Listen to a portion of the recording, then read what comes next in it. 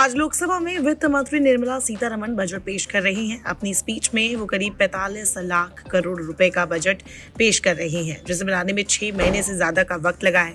ऐसे में आज हम बजट से जुड़े कुछ ऐसे अहम सवालों के बारे में जानेंगे जो ये समझने में मदद करेगा कि आखिरकार बजट तैयार करने का तरीका क्या है। क्या आपको पता है कि बजट से जुड़े अफसरों को क्यों कैद करके रखा जाता है? जैसा कि आप जानते हैं, बजट पेश करने से पहले उसे तैयार करने वाले अफसरों को मंत्रालय के बेसमेंट में 7 दिनों तक कैद रखा जाता है। इस दौरान उनके पास मोबाइल फोन नहीं होते और उन्हें किसी से मिलने की अनुमति भी नहीं होती। इसके पीछे का कारण ये है कि बजट को पूरी तरह से गोपनीय रखना जरूरी होता है, ताकि कोई अफसर या कर्मचारी किसी भी प्रकार से लीक ना कर दे और मुनाफाखोरी और कालाबाजारी को रोका जा सके। ये प्रक्रिया 1950 से पहले राष्ट्रपति भवन में हुई प्रेस में छपाई के दौरान लीक होने के बाद शुरू हुई थी। 1980 में इसे वित्त मंत्रालय के बेसमेंट में शिफ्ट कर दिया गया। तब से अब तक ये परंपरा जारी है। भारत का बजट तैयार करने में 6 महीने लग जाते हैं, लेकिन क्यों? दरअसल इसे 6 अलग अलग फेज में तैयार किया जाता है। ये प्रक्रिया शुरू होती सितंबर अक्टूबर में, जब वित्त मंत्रालय सभी मंत्रालयों को सर्कुलर भेजता है। सर्कुलर में सभी मंत्रालयों से खर्च के अनुमान मांगे जाते हैं। इनमें सैलरी, पेंशन जैसे रूटीन खर्च के अलावा योजनाओं पर होने वाले प्लान्ड खर्च भी शामिल होते हैं। वित्त मंत्री तमाम स्टेक होल्डर्स जैसे किसान, उद्योगपतियों के प्रतिनिधि मंडलों से भी मिलती है। इसके बाद सरकार अपने खर्च और जमा का हिसाब लगाती है।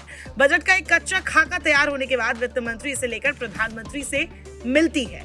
प्रधानमंत्री की सलाह पर इसमें बदलाव होते हैं। इस तरह बजट का फाइनल ड्राफ्ट बनता है, जिसे वित्त मंत्रालय की प्रिंटिंग प्रेस पर छापा जाता है और यही चौथा फेज होता है। 5वें फेज में प्रिंटिंग शुरू होने पर हलवा सेरेमनी की जाती है। इसमें वित्त मंत्री समेत अन्य मंत्री और अधिकारी शामिल होते हैं। बजट पेश होने तक प्रिंटिंग में शामिल सभी अधिकारी और सपोर्ट स्टाफ को मंत्रालय में बंद कर दिया जाता है। 6ठे फेज में तो बजट पेश ही किया जाता है। 1 फरवरी को बजट संसद में पेश किया जाता है। इसकी एक कॉपी लोकसभा में पेश होती है और बाकी सांसदों को टैब के जरिए सॉफ्ट कॉपी दी जाती है। आमतौर पर हमें पता है कि सरकार को इतना खर्च करने के लिए जनता से ही पैसा मिलता है, लेकिन एक सही टर्म में समझे तो सरकार के पास पैसा 2 प्रमुख स्रोतों से आता है। टैक्स जैसे इनकम टैक्स, जीएसटी, और गैर कर राजस्व जैसे प्राइवेटाइजेशन से होने वाली आय। इसके अलावा सरकार बाहरी कर्ज और विदेशी अनुदान से भी कुछ आय प्राप्त करती है, जैसे ये आय, लेकिन ये आय अस्थायी होती है। बजट बनाते वक्त सरकार को 2 प्रमुख चीजों का ध्यान भी रखना होता है, रेवेन्यू और कैपिटल।